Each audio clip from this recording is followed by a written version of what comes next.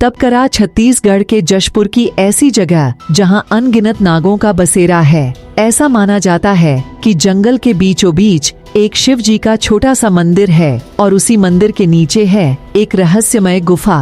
एक ऐसी गुफा जिसे आज एक चट्टान से बंद कर दिया गया है, क्योंकि जो भी उस गुफा से गुजरता है वापस लौटकर नहीं आता। इस जगह को लोकल अस्पताल द्वारा मानते हैं, जहां से रास्ता जाता है नागलोक, एक ऐसा लोक जहां नागों का वास है। भारत और पूरी दुनिया के अलग अलग हिस्सों में कई ऐसी चीजें हैं जो साबित करती हैं कि ये सिर्फ कहानियां नहीं है। आज भी कंबोडिया, मणिपुर, श्रीलंका, नागालैंड, बाली जैसी जगहों पर कई ऐसे लोग हैं जो कहते हैं कि उनके पूर्वज नाग थे।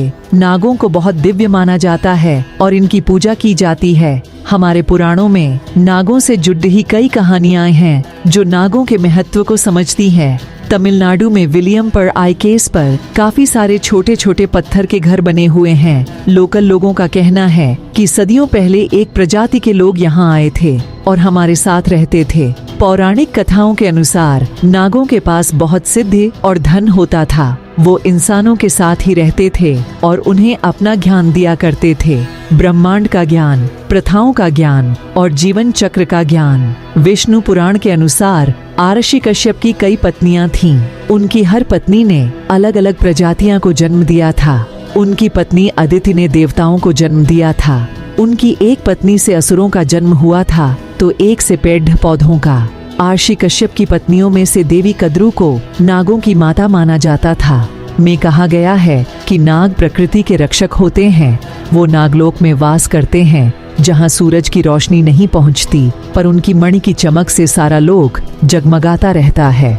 महाभारत के इस संभव पर्व के अनुसार एक बार दुर्योधन ने गंगा के तट पर एक शिविर लगवाया। वहां कुश्ती, निशानेबाजी जैसे अलग अलग खेलों का आयोजन किया गया, पर हर खेल में भीम बड्ढी ही आसानी से सभी कौरवों को हरा देते थे।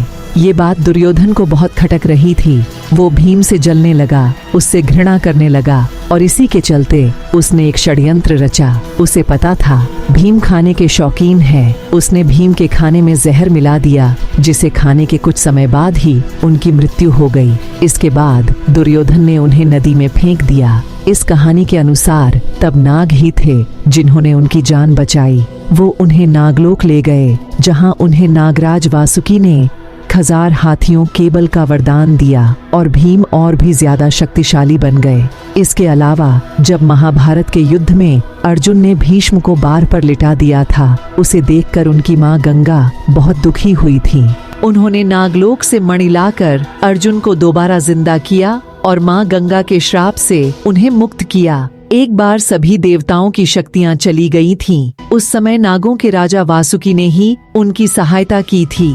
दरअसल एक बार अर्षि दुर्वासा ने इंद्रदेव को एक माला भेंट की थी, पर इंद्रदेव ने उसे अपने हाथी को पहना दिया था और हाथी ने उसे तोड़ बेच दिया। अर्षि दुर्वासा को इतना क्रोध आया कि उन्होंने सारे देवलोक को श्राप दे दिया और सभी देवताओं की शक्तियां चली गईं।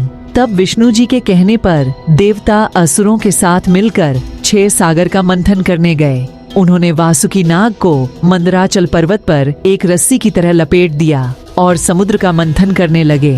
मंथन से 14 तरह की अनमोल चीजें निकलीं। उन सब से अनमोल था अमृत। इस अमृत से देवताओं को उनकी शक्तियां वापस मिल गईं और जो विष निकला था, शिवजी के साथ साथ वासुकी ने भी उसे पी लिया। इसी से प्रसन्न होकर शिवजी ने वासुकी को अपने गले में पहना। वासुकी को अपने गले में पहनकर महादेव ने उसे समय के चक्र से मुक्त कर दिया। इसलिए आज वासुकी को समय का रक्षक भी कहा जाता है। ऐसा माना जाता है कि शेषनाथ दुनिया के निर्माण की नींव रखते हैं और संसार की खत्म हो जाने के बाद सिर्फ वो ही बचते हैं जो फिर से निर्माण की शुरुआत करते हैं। इसलिए उन्हें अनंत भी कहा जाता है। भागवत पुराण के अनुसार एक बार शेषनाग अपने भाइयों के बुरे कर्मों से परेशान होकर उन्हें छोड़ हिमालय पर तप में लीन हो गए। जब ब्रह्मा जी ने उन्हें अधिक कठिन तपस्या करते हुए देखा और इसका कारण पूछा, तो शेषनाग ने जवाब दिया कि वे अपने भाइयों की बुरी संगति से दूर रहना चाहते हैं और मानव जाति के भले के लिए कुछ करना चाहते हैं। शीर्षनाग की बातें सुनकर ब्रह्मा जी प्रसन्न हुए और उन्होंने शेषनाग को वरदान दिया।